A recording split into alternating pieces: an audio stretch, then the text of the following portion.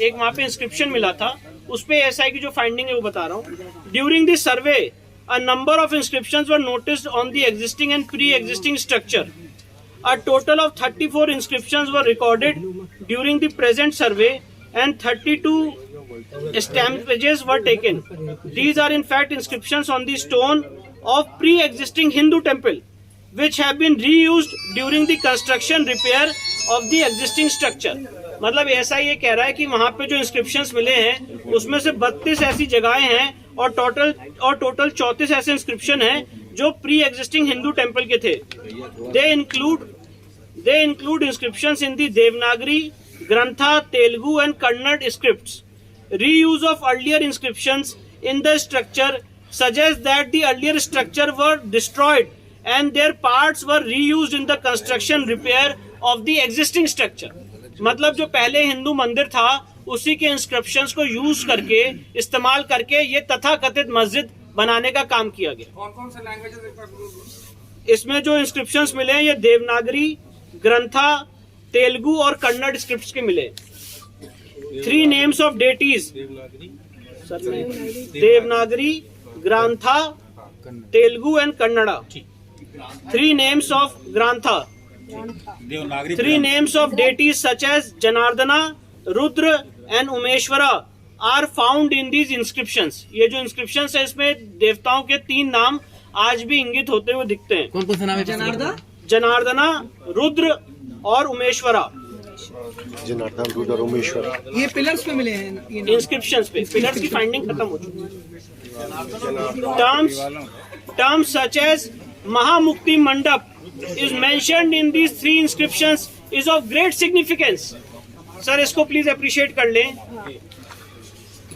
Terms such as महामुक्ति मंडप is mentioned in these 3 inscriptions is of great significance.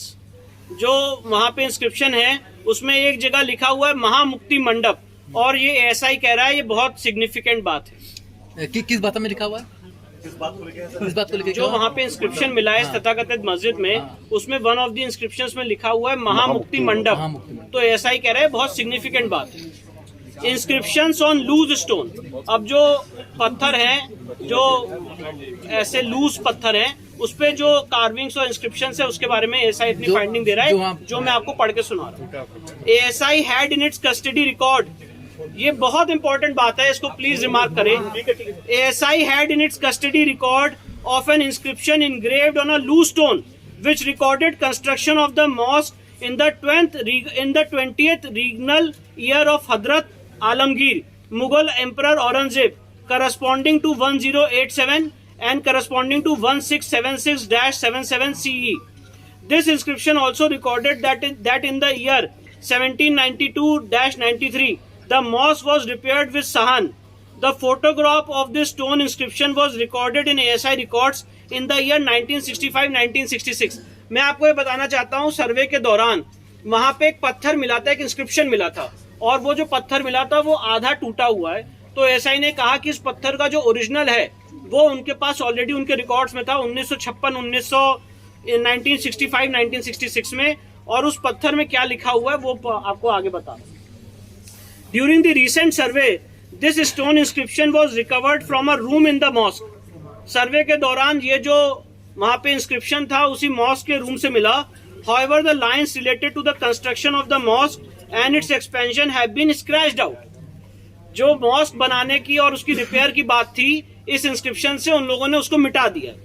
This is also brought out by the biography of Aurangzeb, Majlis Alamgiri, which mentions that Aurangzeb issued orders to the governors of all the province to demolish the schools and temples of infidels. और ये जडूनाथ सरकार की finding को SI ने rely किया है, और 2 सितंबर 1669 को बताया गया कि विश्वनाथ की जो मंदिर है वो ढहा दी गई।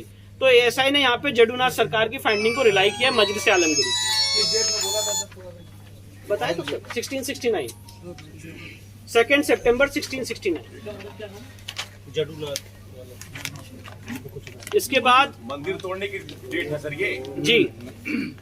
इसके बाद sculptural remains in the cellars, a series of cellars. अब जो तहखाने हैं उसमें जो चीजें मिली उसके बारे में एसआई फाइंडिंग दे रहा है।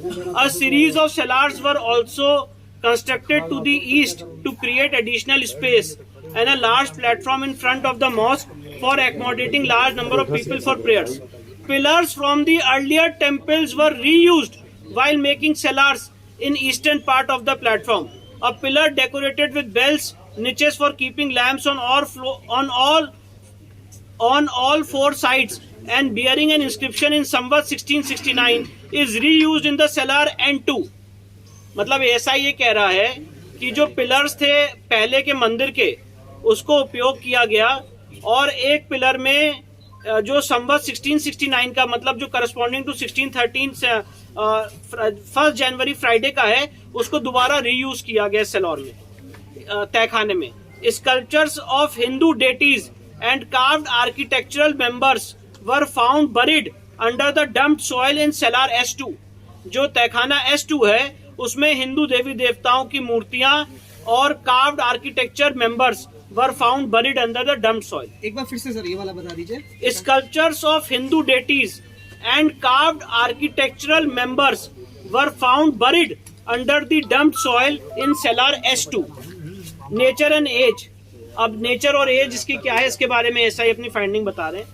Existing architectural remains, decorated moldings on the walls, Karna Ratha and Prathi Ratha of central chamber, a large decorated entrance gate with Trona on the eastern wall of the western chamber, a small entrance with mutilated image of Lalat Bimba, birds, animals carved for decoration in and outside suggest that the western wall is remaining part of a Hindu temple. ऐसा ये कह रहा है कि जो पश्चिमी दीवार है ये साबित हो जाता है कि ये पश्चिमी दीवार एक हिंदू मंदिर का पार्ट है. Based on the arc and architecture, this pre-existing structure can be identified as a Hindu temple. जो वेस्टर्न वॉल है ये हिंदू मंदिर का स्ट्रक्चर है, इसको आइडेंटिफाई किया जा सकता है. The Arabic Persian inscription found inside a room mentions that the mosque was built in the 20th regnal year of Aurangzeb.